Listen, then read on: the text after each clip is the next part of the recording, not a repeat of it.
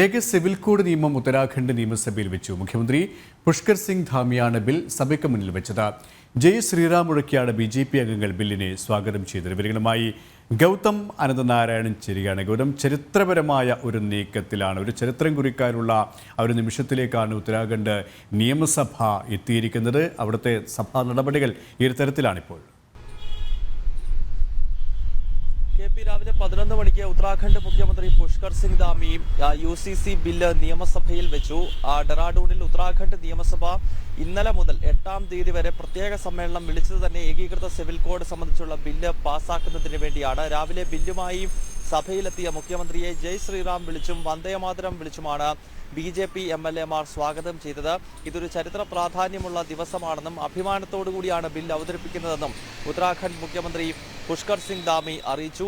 ഈ ബില്ലിൽ ഏറ്റവും പ്രധാനപ്പെട്ട വ്യവസ്ഥകളിലൊന്ന് ബഹുഭാര്യത്വം പൂർണ്ണമായി നിരോധിക്കുന്നു എന്നത് സംബന്ധിച്ചുള്ള ശുപാർശകൾ ഈ ബില്ലിനകത്ത് ഉണ്ട് എന്നുള്ളതാണ്. അതോടൊപ്പം തന്നെ ശൈശവ വിവാഹ നിരോധനം തുടങ്ങിയ സുപ്രധാനമായ ചില പ്രഖ്യാപനങ്ങൾ കൂടി അടങ്ങുന്ന ബില്ലാണ് ഉത്തരാഖണ്ഡ് നിയമസഭ പാസ്സാക്കാൻ പോകുന്നത്. അതേസമയം കോൺഗ്രസിന്റെ ഭാഗത്ത് നിന്നും പ്രതിഷേധമുണ്ടാകുന്നുണ്ട്.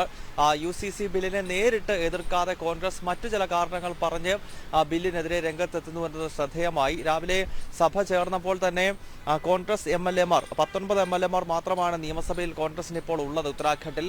ഈ MLA-മാർ പ്രതിഷേധവുമായി രംഗത്തെത്തി. ഈ പ്രത്യേക സമ്മേളനത്തിൽ ചോദ്യോത്തരവേള വെട്ടിക്കുറച്ചു എന്ന വിമർശനമാണ് ഉന്നയിച്ചത്. മാത്രമല്ല ഉത്തരാഖണ്ഡിൽ വളരെ ധൃതിപ്പെട്ടാണ് സർക്കാർ UCC പാസ്സാക്കുന്നത് എന്ന വിമർശനവും പ്രതിപക്ഷത്തിന്റെ ഭാഗത്ത് നിന്ന് ഉണ്ടാകുന്നുണ്ട്. എന്തായാലും 70 അംഗ ഉത്തരാഖണ്ഡ് നിയമസഭയിൽ 47 MLA-മാർ BJP-ക്കുണ്ട്, കേവല ഭൂരിപക്ഷം ഒറ്റയ്ക്കുണ്ട്. അതിനാൽ കോൺഗ്രസ് MLA-മാർ ഈ വോട്ടെടുപ്പിൽ നിന്ന് വിട്ടുനിന്നാൽ പോലും ബില്ല് അനായാസം പാസ്സാക്കാൻ BJP സർക്കാരിന് സാധിക്കും. അങ്ങനെയെങ്കിൽ സ്വതന്ത്രാനന്തര ഭാരതത്തിൽ ആദ്യമായി ഏകീകൃത സിവിൽ കോഡ് നടപ്പാക്കുന്ന സംസ്ഥാനം എന്ന ബഹുമതിയിലേക്ക് ദേവഭൂമിയായ ഉത്തരാഖണ്ഡ് സംസ്ഥാനം നീങ്ങുകയാണ്.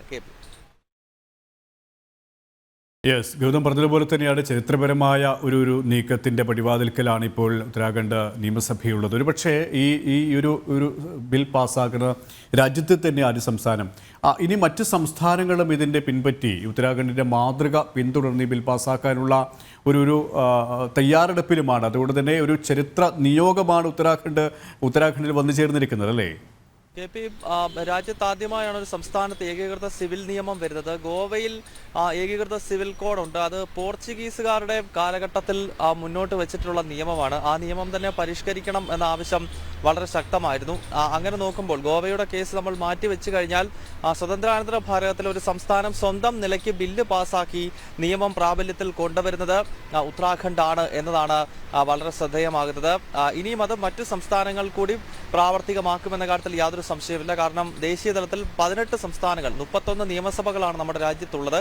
ആ 31 നിയമസഭകളിൽ 18 നിലവിൽ NDA ഭരണമാണ്. അതിൽ 12 സംസ്ഥാനങ്ങൾ BJP ഒറ്റയ്ക്ക് ഭരിക്കുന്നുണ്ട്. കൂടാതെ 6 സംസ്ഥാനങ്ങൾ BJP-യും ഘടകകക്ഷികളും ചേർന്നുകൊണ്ട് ഭരിക്കുന്നുണ്ട്. അങ്ങനെ 18ഓളം സംസ്ഥാനങ്ങൾ NDA-യുടെ ഭരണത്തിനാണ് ഇപ്പോൾ ഉള്ളത്. അതിനാൽ വിവിധ സംസ്ഥാനങ്ങളിൽ വളരെ വേഗത്തിൽ തന്നെ UCC ഇംപ്ലിമെന്റ് ചെയ്യുവാൻ BJP-ക്ക് സാധിക്കും. മാത്രമല്ല ദേശീയ തലത്തിൽ തന്നെ ഏകീകൃത സിവിൽ കോഡ് നടപ്പാക്കുന്നത് സംബന്ധിച്ച ചർച്ചകൾ BJP വളരെ സജീവമാക്കിയിട്ടുണ്ട്. ഒരുപക്ഷെ 3ാം നരേന്ദ്രമോദി സർക്കാരിന്റെ കാലത്ത് ആദ്യം എടുക്കുന്ന തീരുമാനങ്ങളിൽ ഒന്ന് ദേശീയ തലത്തിൽ തന്നെ ഏകീകൃത സിവിൽ കോഡ് കൊണ്ടുവരിക എന്നുള്ളതാകും. ഇന്നലെ പാർലമെന്റിൽ സംസാരിക്കുമ്പോൾ അദ്ദേഹം ഇത് സംബന്ധിച്ച ചില സൂചനകൾ, അതായത് തന്റെ 3ാം ഊഴം വൻ പ്രഖ്യാപനങ്ങളുടെയും പദ്ധതികളുടെയും ആകും എന്ന സന്ദേശം പ്രധാനമന്ത്രി ഇന്നലെ നയപ്രഖ്യാപന പ്രസംഗത്തിന് നന്ദി പ്രമേയ ചർച്ചയ്ക്ക് മറുപടി നൽകിക്കൊണ്ട് സംസാരിക്കുമ്പോൾ ലോക്സഭയിൽ പ്രധാനമന്ത്രി ഓർമ്മപ്പെടുത്തിയിരുന്നു. സ്വാഭാവികമായും ഏകീകൃത സിവിൽ കോഡ് ദേശീയ തലത്തിൽ തന്നെ വരുന്നതിന് മുന്നോടിയായാണ് ഇപ്പോൾ ഉത്തരാഖണ്ഡിൽ നടന്നിരിക്കുന്ന ഈ ഒരു നീക്കം. ഗൗതമാണ് വിശദാംശങ്ങൾ നൽകിയത്.